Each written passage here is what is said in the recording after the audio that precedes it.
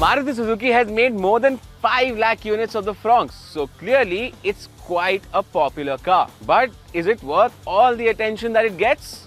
Time to find out.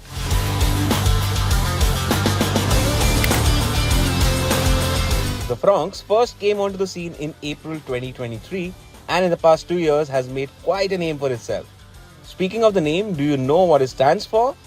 According to Maruti Suzuki, FRONX is a combination of Frontier and Next. Weird choice, to be honest. But don't think this is a groundbreaking product because it's just a Baleno in different clothes and high heels. But it's still a very important model because it sits alongside the Brezza in the hotly contested subcompact SUV space. The FRONX is unlike any other car in Maruti Suzuki's stable. I say that because it has a coupe-like roofline and it's safe to say it's the most stylish car that Maruti Suzuki currently makes. Do you agree, or do you think there's another car in Maruti's stable that looks more stylish than this? Let us know in the comment section.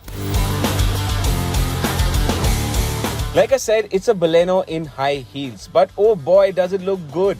The 16-inch alloy wheels have a nice pattern, but this dual-tone finish is only on the top end. Every little bit about the design is quite funky and feels very youthful.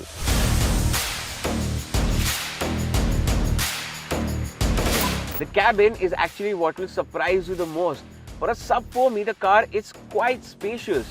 If you're in the front or in the back, there's a lot of room, even if you're a 6-footer. It's one of my most favorite things about the FRONX. That Baleno reference doesn't only entail the design and platform of the FRONX, but also the cabin. Despite Maruti trying its best to differentiate the FRONX with the Baleno, with more cuts and creases across the cabin, the placement and the design of the AC vents, the toggle switches, and even the touchscreen scream Baleno. One thing that bothers me is the seat bolstering.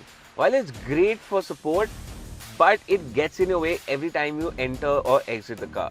And it's not a big issue since it's not made out of leather and it's quite flexible, but it's still irksome. I hope it's fixed with the facelift of the FRONX.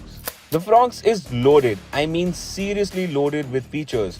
You get a 9-inch touchscreen with wireless Android Auto and Apple CarPlay, connected car tech, a 360-degree camera, a head-up display and cruise control. Almost everything under the sun. I say almost because it's missing a virtual instrument cluster and any sort of sunroof. I guess these two are reserved for the facelift. There's one issue with the wireless charger in the FRONX and other Maruti Suzuki models. While it's placed at a very convenient location, it heats up the phone too much. I've sometimes gotten notifications saying my phone is unusable because it's gotten too hot. I genuinely hope Maruti Suzuki finds a fix for this. The rear seat is brilliant despite the sloping roofline. There's tons and tons of space even for 6-footers. It's even got a decent sized boot, but you really have to commend Maruti Suzuki in how it has packaged the FRONX.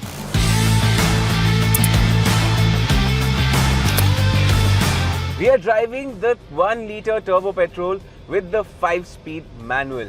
Every enthusiast's dream combination. And even though it makes only 99 brake horsepower and 148 Newton meters, it doesn't feel slow at all.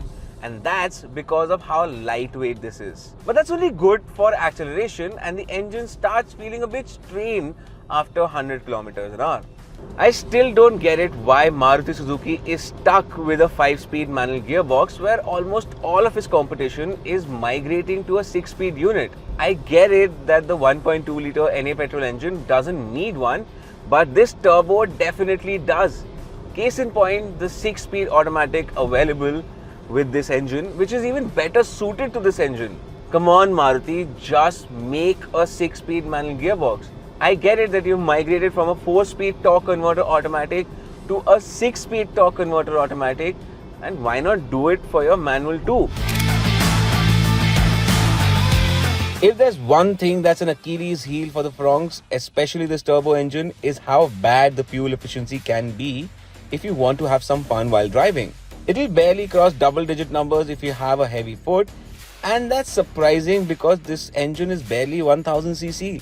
But if you're being cautious, you can get around 14-15 kilometers per liter in the city, and that's alright. If you want the FRONX to be frugal, then getting the 1.2-liter NA petrol makes the most sense, as it is tried and tested to be very efficient in any car it does duties in. The ride is a bit stiff, but the steering is lighter than what you'd expect. Stiff ride means fun in the corners, but that's taken away from the light steering wheel, which is good for the city, but not the twisties.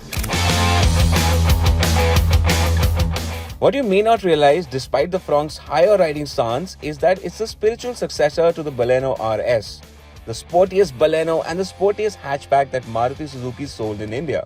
When the newer Baleno came out in 2022, everyone was eagerly waiting for the booster-jet turbo petrol from the RS to make a comeback. But Maruti took it a step ahead with the FRONX, and that was a masterclass of a decision. Maruti knew everyone wanted an SUV and enthusiasts wanted the booster jet. And it combined those two to make the FRONX Turbo, an SUV that enthusiasts would have fun in. With the new GST norms, the FRONX has become much more affordable. Prices have been slashed by up to 1,12,000 rupees, where before September 22nd, you'd have to shell out 7,60,000 rupees for the base spec FRONX. You now have to spend 6,85,000 rupees for the same. Even that absolute top end with all the bells and whistles costs under 12 lakh rupees ex-showroom. And honestly, that's quite a good deal. Consider the FRONX as the Baleno Cross, a concept that many manufacturers have tried but haven't been really successful until the FRONX. Other than this, no other cross variant of a hatchback remains in the market. Since it's a subcompact SUV, it sees competition from its badge-engineered cousin, the Toyota urban cruiser Tizer, and the likes of the Nissan Magnite, Renault Kiger, Tata Nexon, Mahindra XUV3 XO, etc. So, does it still make sense for you to buy the FRONX? Oh, definitely.